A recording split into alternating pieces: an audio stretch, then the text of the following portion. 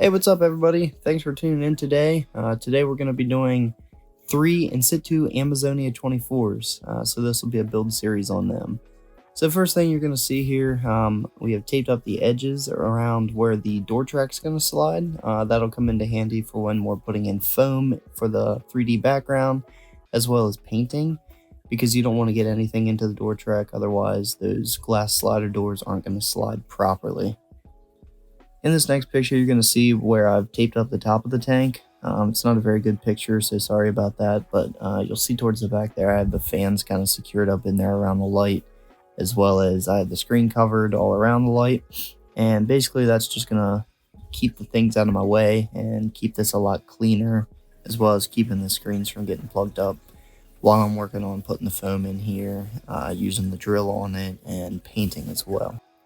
So next up, you're going to see the Great Stuff window and door spray foam that I've used to create the 3D background. So basically what you're going to do is just start from one side and go back and forth and keep putting lines of the Great Stuff in there, and then let it sit for about 15 minutes. You can even mist it with water to kind of speed up the process, but after it sits, you're going to come through and punch a couple little holes in it and press all of the air out of the back.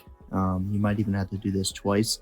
And basically what that's going to do is not allow any air gap in between the foam and the glass, and you'll have a lot better adhesion that way.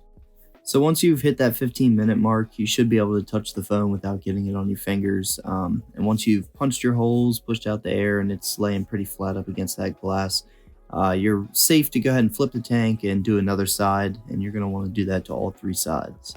So let this cure for anywhere between 48 and 72 hours before you start doing any sculpting, such as cutting excess foam away or using the wire brush on the drill.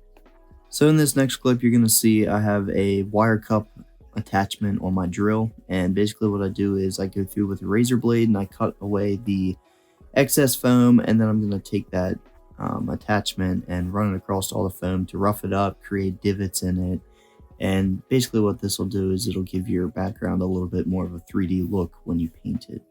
You'll notice as we go through this build series, some of these tanks will be missing the lights and the fans that came installed on the units. And that is because as I went through here, after I did the first one, maybe even the second, I realized that it would be a lot easier to work on these tanks if I had those items out of there, because I actually ended up ripping one of the fan wires and had to order a replacement for that.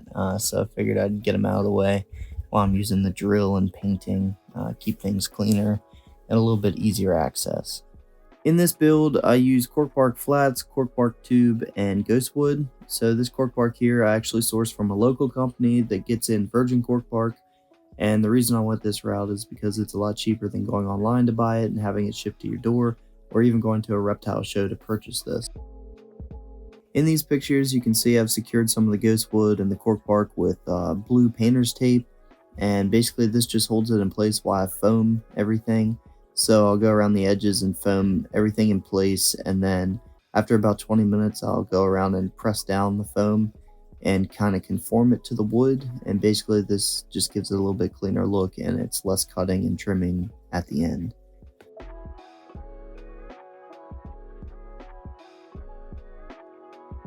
You can see here I begin to paint the background. I use a mixture of dry lock and the Quickcrete cement coloring, charcoal color, and clay color. I prefer to use a little bit more of the charcoal because it gives it a slightly darker look. Obviously this is your preference. I use a 1-inch paintbrush and I just dab it into the porous areas of the foam, making sure to color all the yellow. So while everything is still drying, I'll mix up a slightly lighter and a slightly darker batch, and I'll just go through and kind of brush it into random areas. And basically this just breaks up the color and allows the background to kind of blend a little bit more.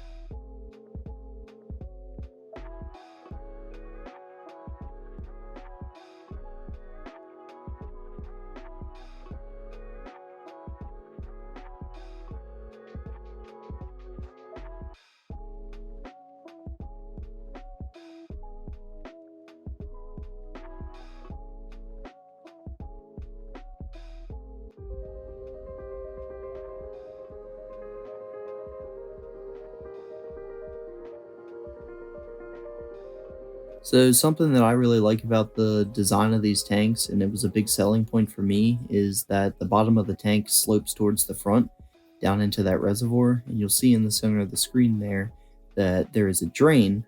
But the problem that I ran into is how am I going to keep substrate out of that drain? So I decided to put this aqua foam in here used for fish tanks, and basically anything that can fit through that foam can also fit through that drain, so I won't have any problems with it getting plugged up. That drain actually runs out underneath of the tank, and then there is a fitting in the back that you can put your tubing on to run to a drain. So basically these tanks will never overflow, and they won't hold very much water at all, just enough to keep your humidity where you want it. Up next is the substrate. You'll see that I've already placed it in these tanks. I think it complements these tanks very well. This is like an ABG mix. I've actually sourced this locally from a company called Dirt Daddy. They do a great job with this type of stuff. I buy all my substrates from him. I also purchased springtails and isopods, which were placed in the tank once everything was complete.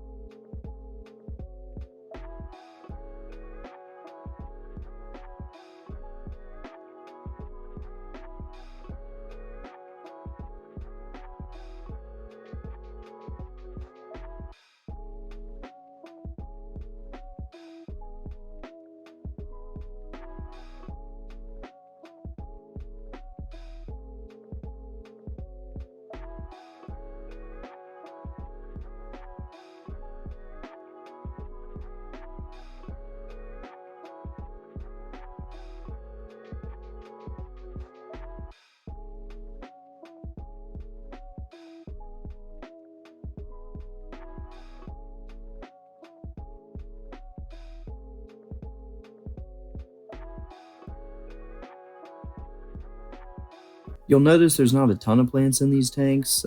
These are all kind of plants I had on hand ready to go. Obviously, they will grow and get bigger and kind of fill in the tank some, but I do plan to add more plants. I'd like to get some vining species that grow up the sides and the back, kind of give the tank some texture and some depth. But as far as how these tanks turned out already with the plants I had on hand, I'm pretty happy with it and I can't complain. I'm looking forward to adding more plants in the future.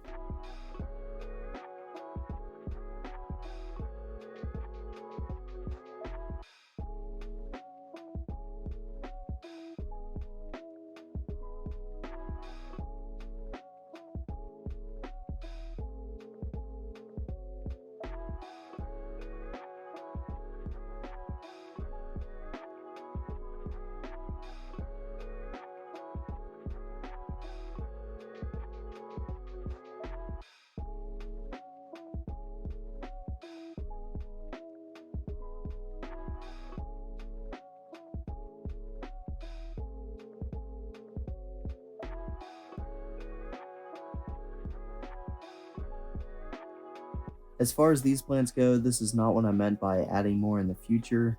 These are just some trimmings I took from some of my other tanks and added them into here. I do plan to get more, as I spoke about prior in the video.